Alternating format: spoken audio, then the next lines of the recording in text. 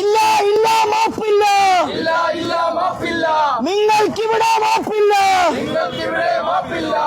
Youth Congress സിന്ദാബാദ്, youth Congress സിന്ദാബാദ്. ചെരുപ്പ് നക്കി police പിണറായിക്ക് വിടുപണി ചെയ്യും. ചെരുപ്പ് നക്കി പോലീസ് തെമ്മാടിത്തം കാണിച്ചാൽ തിരിച്ചടിക്കും അടിച്ചൊതുക്കും, തിരിച്ചടിക്കും അടിച്ചൊതുക്കും. ഓർത്ത് കളിച്ച പോലീസ് ഞങ്ങളെ ഓമന സോദരന് നേരത്ത്, നേരം പുലരും നേരത്ത്, വീട്ടിലിറങ്ങും നേരത്ത്,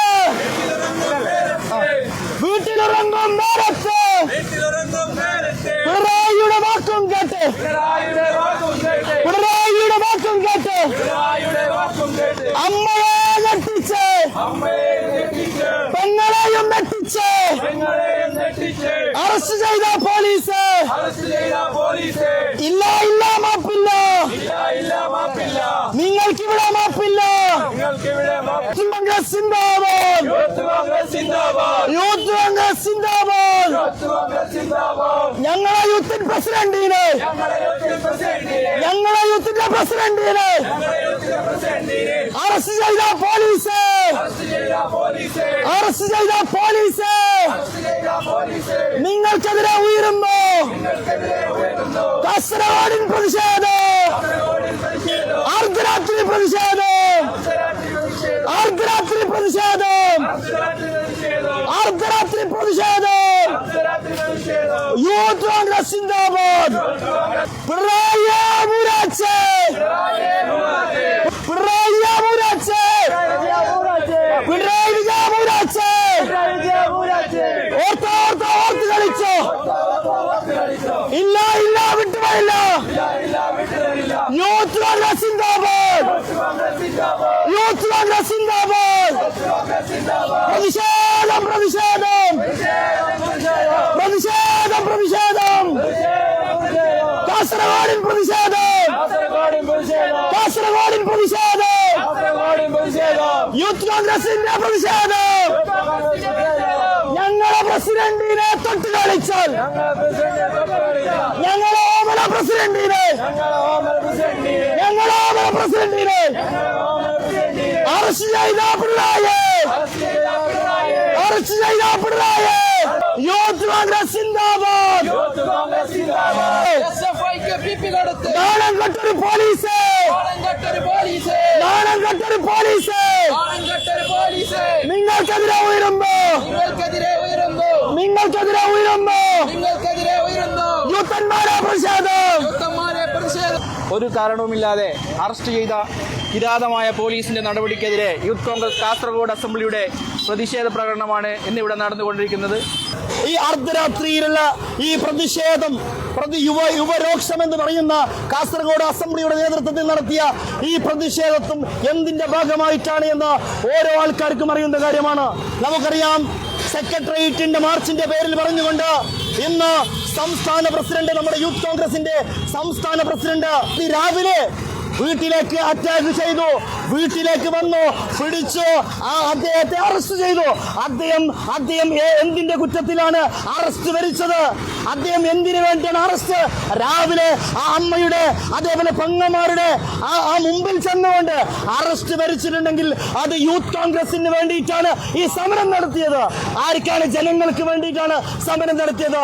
നമുക്കറിയാം, ഓരോ സമരങ്ങളും സമര പ്രക്ഷോഭങ്ങളും യൂത്ത് കോൺഗ്രസ് ഇവിടെ നടപ്പിൽ വരുത്തുമ്പോൾ ആ യൂത്ത് കോൺഗ്രസിന്റെ സമരങ്ങളെ പിണറായി വിജയന്റെ പോലീസുകാരുടെ ആ ഒത്താശയോടുകൂടി യൂത്ത് കോൺഗ്രസിന്റെ സമരങ്ങളെ അത് പിടിച്ചു നിർത്താനാണ് ഉദ്ദേശമെങ്കിൽ അത് ഒരിക്കലും സാധിക്കില്ല എന്ന് ഒരിക്കൽ കൂടി സൂചിപ്പിക്കാൻ ആഗ്രഹിക്കുകയാണ്. യൂത്ത് കോൺഗ്രസ് സിന്ദാബാദ്, യൂത്ത് കോൺഗ്രസ് സിന്ദാബാദ്, യൂത്ത് കോൺഗ്രസ് സിന്ദാബാദ്, യൂത്ത് കോൺഗ്രസ് സിന്ദാബാദ്. ഇല്ല, ഈ സമരം യൂത്ത് കോൺഗ്രസ് സിന്ദാബാദ്.